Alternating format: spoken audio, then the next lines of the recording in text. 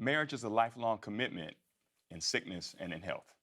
Our church allows for divorce, but serious mental illness is not one of those reasons. The American Religious Town Hall meeting is now in session.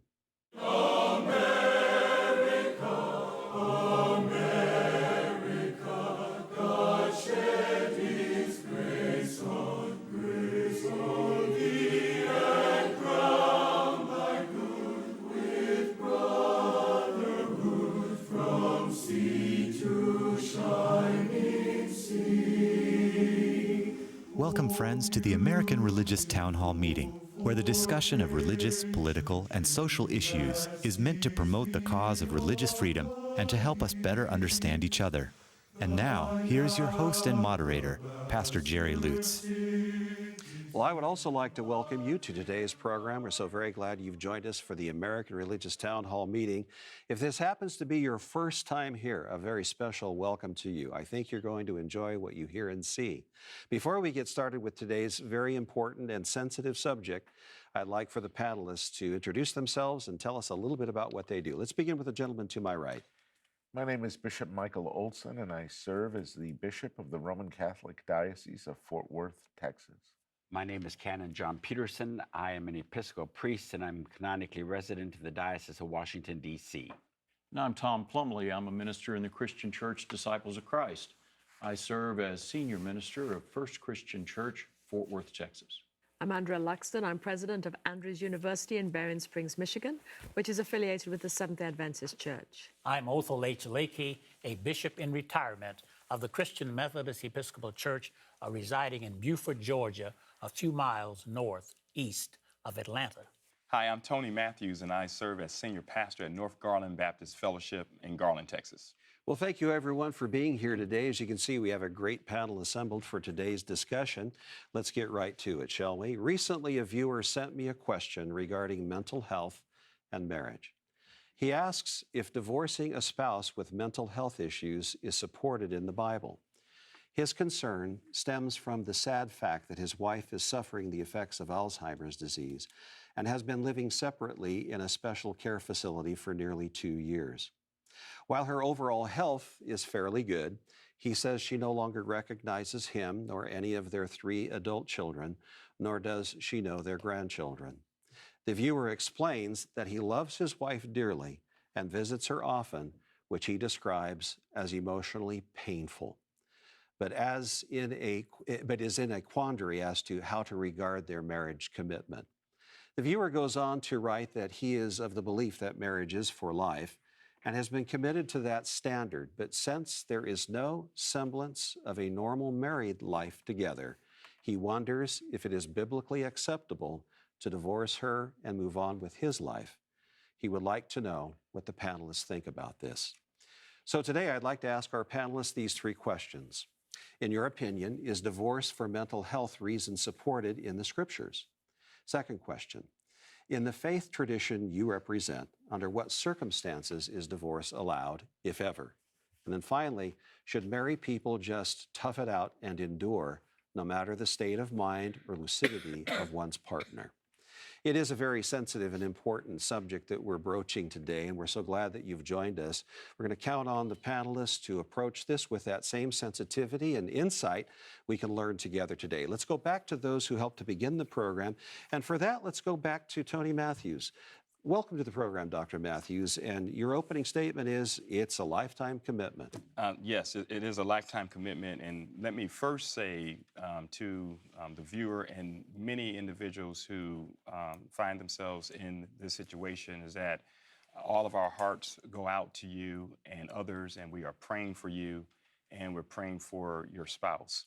To be brief, to answer the question, is mental health a reason supported in the Bible for divorce? And the answer is no.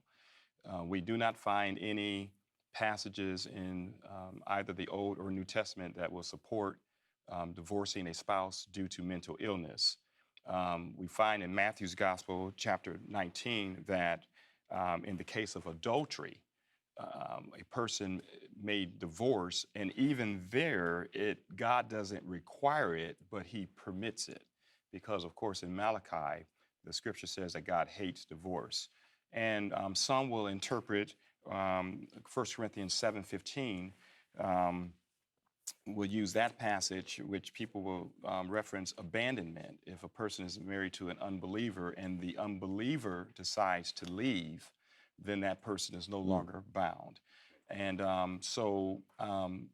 we're praying for this person. And one thing that the viewer said is that he loves his wife. I just feel for this viewer, and I wish I could just give him a hug and her a hug right now. And this person is a good person, and his heart, I could just feel his heart. And I want to just say one thing, and I'll wrap up at the summation, is that you said that your wife doesn't know you. The key thing is you know her, and she needs love, and just love her unconditionally in sickness and in health. Thank you, Dr. Matthews. Let's go down to the other end of the table, and Bishop Lakey. Thank you. Let me begin my response this way. One of our churches that I was the bishop over, I would go regularly to that congregation to worship. There was a faithful brother in that church that I knew, I've known a long time, and his wife developed Alzheimer's disease. And each time I would go, I would see this faithful brother bring his wife into the congregation to worship. She didn't know where she was, who she was, or any of us, but he would lovingly, caringly bring her into the church, sit with her during the entire worship experience, and then carry her home. Each time I saw that, that moved my soul. And so I can share with what this brother is saying. So even though our particular tradition holds that marriage is, as Dr. Matthews says, in sickness and in health, including mental health, it does not allow for this kind of exception. Of course, I would ask some of my brothers and sisters around the table, if it is in sickness and in health, why even is there an exception for adultery? Why is there an exception for abandonment? Is it forever? Is it in sickness and in health throughout? If that be the case, then I would need to know on what grounds do we say there are this exception, that exception, but we tell this brother who wrote this loving letter, no, that's not an exception. All right, thank you very much. Very thought-provoking, good questions. Now, Reverend Plumley, you wanted to weigh in here. Yeah, thank you. I think this is less an opportunity for us to explore our various and differing legalisms, and more an opportunity for us to exercise a little pastoral care. I think the question here for this man is not, can you find biblical justification for leaving your wife? It's more what's going on within your spirit. If you love this woman, if roles were reversed, would you want to be abandoned? One of the tragedies, one of the greatest tragedies of Alzheimer's disease and all forms of dementia is that gradually the person loses everything. Because they remember nothing. In this case, this woman has lost her grandchildren. She's lost her children.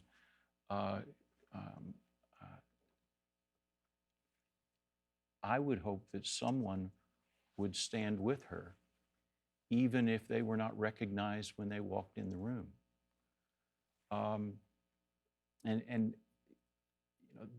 That's not to get into anything about what the Christian Church Disciples of Christ allows or disallows. We don't have rules and regulations like that.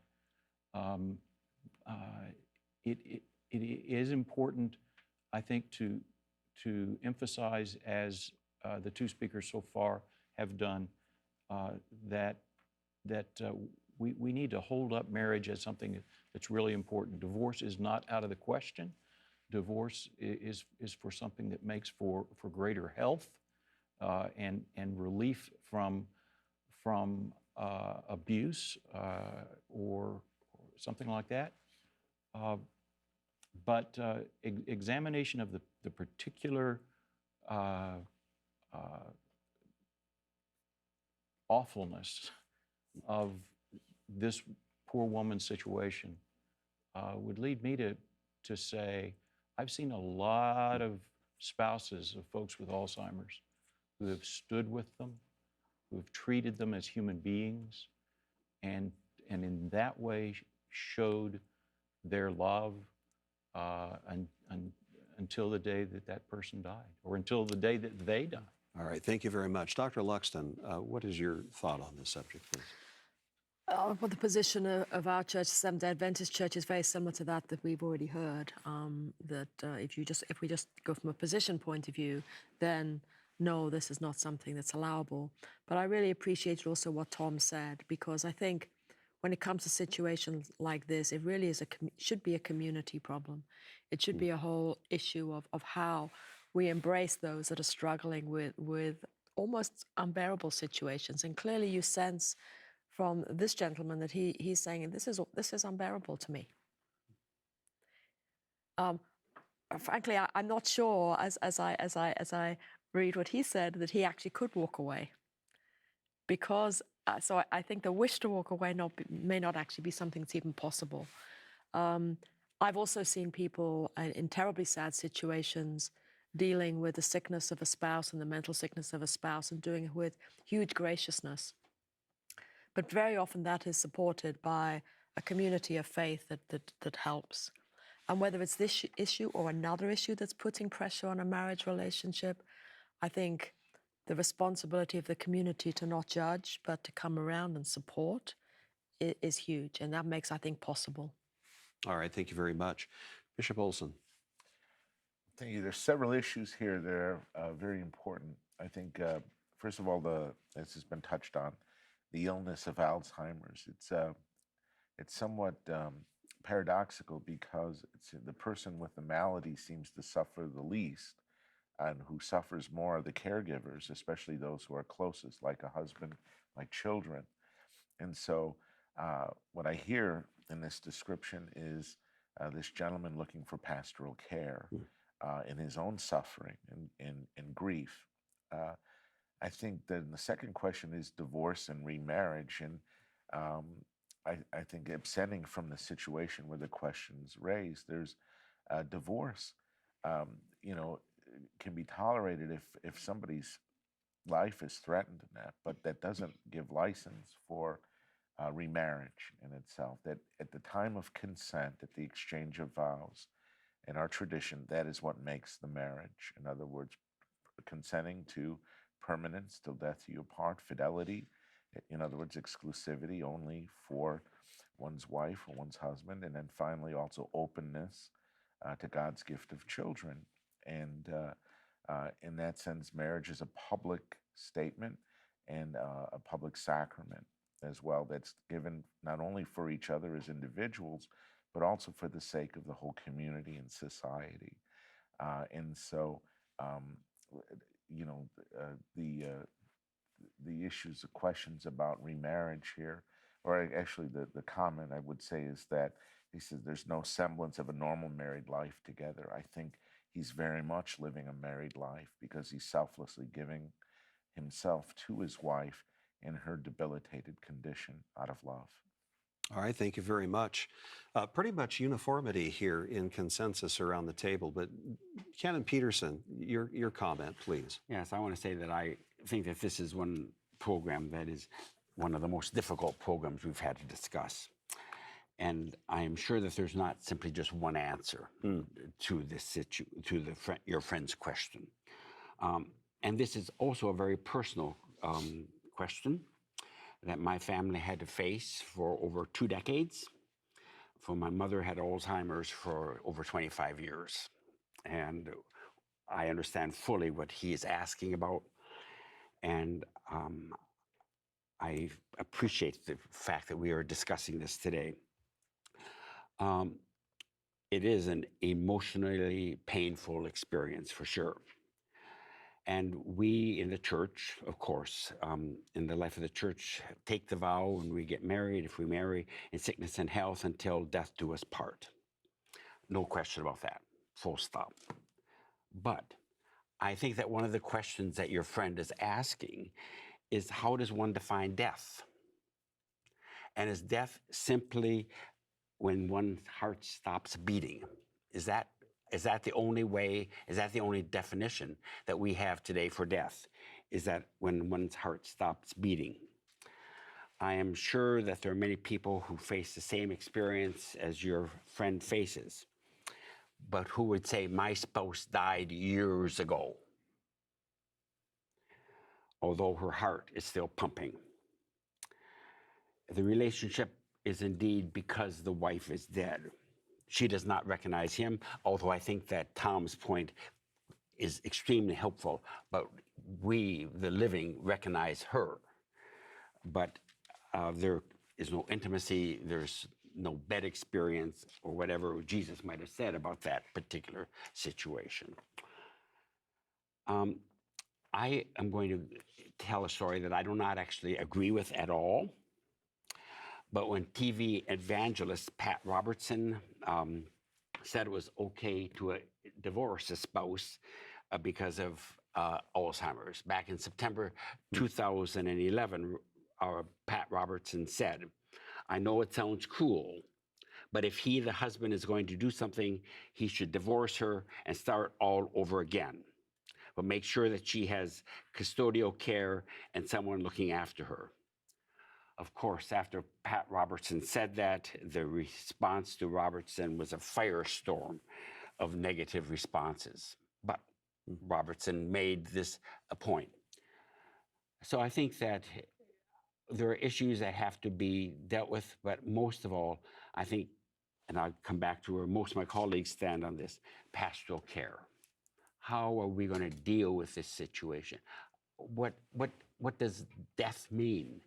And how do we ultimately deal with someone who's dying or is dead for 25 years, but the heart is still pumping?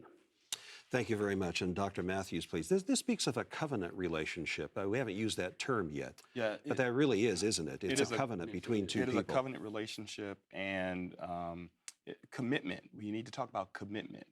Sometimes when you're married, you're going to have challenges and you will have sickness, and it's all about commitment. And I think for the church community and beyond, we need to, this was such a taboo area, we need to be more sensitive to individuals who have family members who suffer with mental illness. And in the church community, we should have life groups and support groups. And because to be a caregiver for someone with a mental illness is really tough. And if we can come around and pray with each other, get information from the professionals in this area, I think it will help lighten the load for individuals who are caregivers. And remember that people with mental illness are human beings, and they though they may not remember, they still have feelings. And nothing can separate us from the love of God, and therefore we should not separate ourselves from people with mental illness. All right, thank you. Now, Reverend Plumley, you wanted to make an additional statement. Yeah, Dr. Matthews, I really appreciate where you're taking us here because, once again, the difficulty of this program is for us to try to put ourselves in this man's place. Somebody needs to walk with her. Somebody needs to walk with that wife. And I would hope it would be him. But for sure, somebody needs to walk with him as well. And someone coming to our community, I would hope that we would find a way to, and we've had this happen in our community. Almost all of our church communities have had this kind of thing happen, and we need to work out a way not only to recognize that she needs care and she needs somebody to walk with her, but he does too. whichever one is the one that's afflicted. Thank you. We just have a few seconds left in this segment. Cannon Peterson. The type of help to walk with for a person with Alzheimer's is radically different than what a husband can give usually. I mean, it's medical, the complexities of walking with a person with Alzheimer's is radically different than a marriage relationship. And I certainly agree that there's a necessity for someone to walk with the spouse who does not have Alzheimer's. That's really important. But I think that we also faithfulness, commitment, all those words are great, but how does, there's a specialized care that is absolutely needed in this type of situation. Yes, that what I wanted to say is we walk with them regardless of what their decision is. And that has to be the final word. I'm sorry we're out of time. We're going to be back in just a few moments for this very important summation time. But before that, there's an important announcement I'd like for you to listen to. We'll be back in a minute. Thank you, Pastor Lutz. We hope you are enjoying today's program. If you would like to learn more about the American Religious Town Hall, please visit our website at americanreligious.org. That's americanreligious.org. There you can read about the mission and history of the program, learn about the Town Hall estates, and view past programs by clicking the appropriate menu buttons. Each week, Pastor Lutz looks forward to receiving your letters. You may write to him at the address shown on your screen. Send your letters to Pastor Jerry Lutz, American Religious Town Hall Meeting, P.O. Box 180118, Dallas, Texas 75218. That's Pastor Jerry Lutz, American Religious Town Hall Meeting, P.O. Box 180118, Dallas, Texas 75218. Thank you for writing, and thank you for watching. And now, back to you, Pastor Lutz, and today's closing statements. Thank you. Welcome back.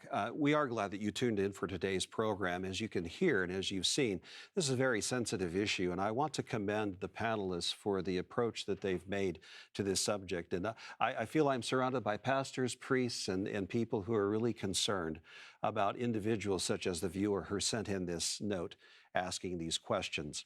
We're going to go to our summation now. With that, let's go to Bishop Olson. You're first. The situation presented to us in our case today and our show reminds us about how complicated life is, but also how, in a complicated situation, simplicity of heart is required. The commitment of married life made at consent is lifelong, and it involves the care that only a spouse can give for another spouse in a diminished capacity, not to supplant for the clinical care that's required for severe and advanced stage Alzheimer's. Thank you very much. And now, Reverend Plumley, your summation, please. Thank you. I would simply say that divorce is an area of community life that is almost never fairly dealt with through applications of law or legalism. Those of us that are ordained wear a lot of different hats. Prophet, priest, king or lawgiver, and shepherd. This calls for the shepherd part of us rather than the lawgiver part of us. All right, thank you very much. Now, Bishop Lakey, your Thank you. summation. I remember, I think it was Mordecai who said to Esther on one occasion, it could be that the Lord has brought you into the kingdom for such a time as this. And I would think that in this situation that we've been discussing here, that that brother might have been brought into the kingdom to be what his wife needed in this stage of her life.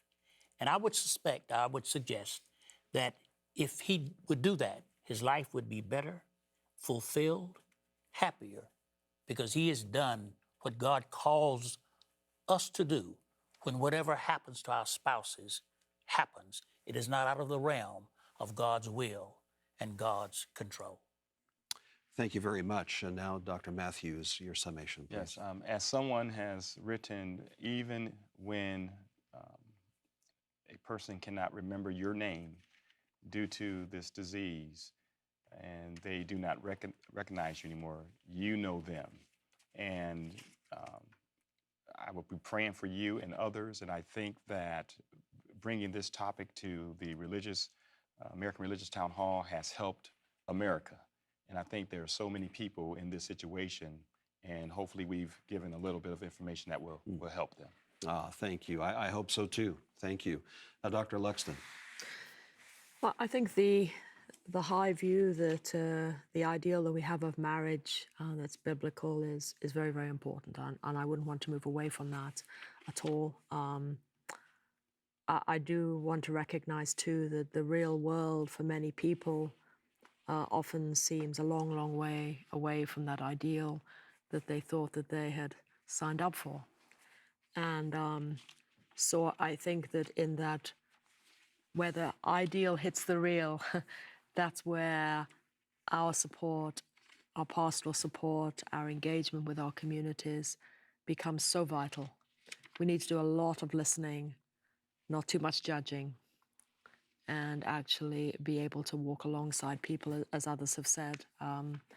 I've never been in that situation, so I think I need to be very careful not to judge someone who is, even while we talk about the scripture too. All right, thank you very much. And Ken Peterson. I'd like to follow up on what Andrea said as well as what Tom said. First off, I will say, because I did not say how my father resolved the situation, he stuck with Mom through thick and thin, 25 years and 15 years of not knowing his spouse. And talk about a painful experience, but Dad stuck through it all. I think it's very important that what we are speaking about today is divorce in relationship to a particular case of mental health, of Alzheimer's. And I think that many of us around this table would be taking a very different perspective if it were not in relationship to Alzheimer's and things like that. So I want to be able to make that point and feel. And I think that Tom's words here in relationship being a shepherd is so important at this point, to be able to shepherd us through these types of experiences. And the church is called upon to help. The church oftentimes fails, but that's not the issue. The church is called upon to be the support. Well, thank you very much. That's all the time we have for today's program.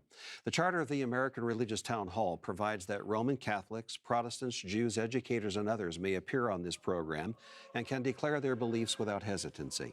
And the rest of the members of the panel will uphold and guarantee that American right to all who will appear, irrespective of race or creed, so that the rest of the world can see that here in America, we believe in civil and religious freedom, not only in theory, but in reality. So now, friends, until next week at the same time and over this very same channel, the American Religious Town Hall meeting stands adjourned. And may the God of us bless all of you.